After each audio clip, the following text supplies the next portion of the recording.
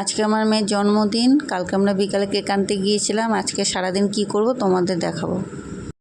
এই জামাটি আমার মেয়ে আমাকে জন্মদিনে দিয়েছিল।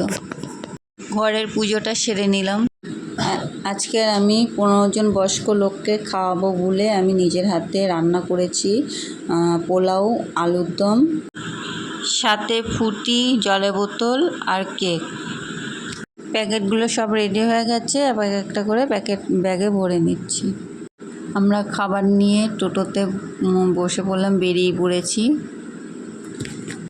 আমরা এখন যাচ্ছি রামপ্রসাদের ঘাটে, প্রায় কাছে চলে এসেছি।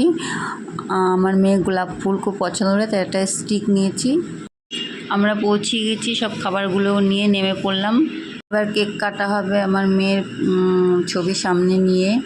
আমি ওর হয়ে কেকটা কাটলাম। তোমরা বুঝতেই পারছো নেই এই দুনিয়ায়, যেহেতু আজকে জানো তো আজকে ওর জন্মবার, জন্মদিন এবং মৃত্যুবার।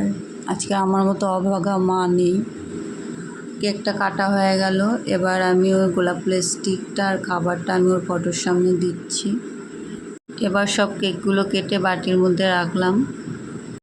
জানো তো কোথাও আমরা যাওয়ার পর কুকুর ছিল না, কিন্তু এই কুকুরটা কোথা থেকে চলে এসছে, এসে আমার পাশে দাঁড়িয়েছিল।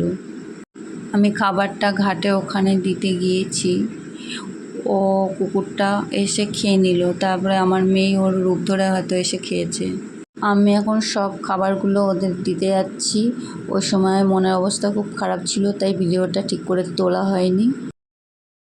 আমি এখন শ্মশানে চলে এসেছি। আমার মেয়ের শেষ যাত্রা এখানটায়, তাই মনে শান্তি পাওয়ার জন্য এখানে এসে কিছুক্ষণ দাঁড়িয়েছি। বাড়ি চলে এসেছি, মেয়ের ফটোতে ফুলের মালা পরালাম। ওর প্রিয় বান্ধবীরা এসে ফুলের মালা পরিয়েছে। এই যে আমার মেয়ে, তোমরা সবাই ওকে দেখেছো।